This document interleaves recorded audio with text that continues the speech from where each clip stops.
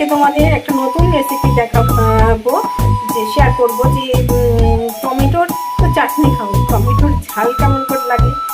তাহলে দেখতে থাকো আজকের রেসিপি। আমি বাড়ুজ্যে দিদি সুস্মিতা ব্যানার্জি চলে এসেছি আজকে একটা রেসিপি নিয়ে।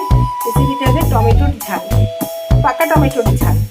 ওটাগুলোকে কেটে টুকরো টুকরো করে নিয়েছি। কড়াইতে কালো জিরে ফোড়ন দিলাম,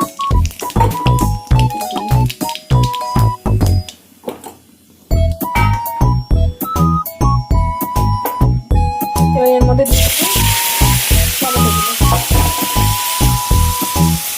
লবণ আর হলুদ দিয়ে নিলাম, দিয়ে কড়াইটাকে টমেটোটাকে ভালো করে নেড়ে নেব। নাড়াচাড়া করে এবার টমেটোটাকে ঢাকা দিয়ে দিলাম। সর্ষের মধ্যে একটু লবণ দিয়ে নিলাম, সর্ষের মধ্যে লবণ দিয়ে ঘোরালে তেতো ভাবটা থাকে না, সেই জন্য লবণ দিয়ে দিলাম। আর কাঁচা লঙ্কাও দিয়ে দিলাম। মশলার মধ্যে একটু লবণ দিলে না তেতো ভাবটা থাকে, আসে না, ওই জন্য লবণ দিয়ে শুকনো ঘুরিয়ে নিলাম। এবার একটু জল দিয়ে নেবো। এবার জল দিয়ে আবার একটু মশলাটা ঘুরিয়ে নিলাম। আর এদিকে দেখো নিয়ে আসলাম ঘুরিয়ে নিয়ে আসছি। এবারে দেখি টমেটোটা কী অবস্থা।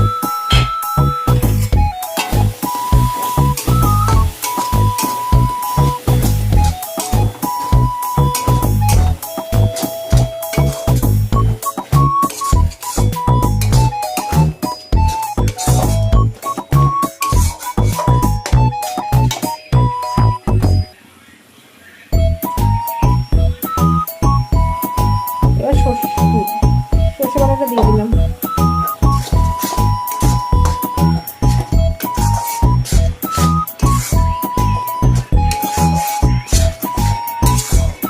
সুন্দর একটা ঘ্রাণ বেরিয়েছে না বন্ধুরা, কি বলবো, দারুণ সুন্দর একটা ঘ্রাণ বেরিয়েছে।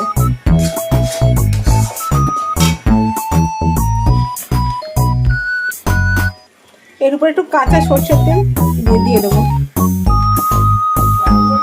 একবার খেয়ে দেখো কেমন সুন্দর হয়েছে এই টমেটোর ঝাল। ও বলতেই ভুলে গেছি যে একটু ব্যালেন্স রাখার জন্য নুনটা একটু মিষ্টি দিয়ে দেবো।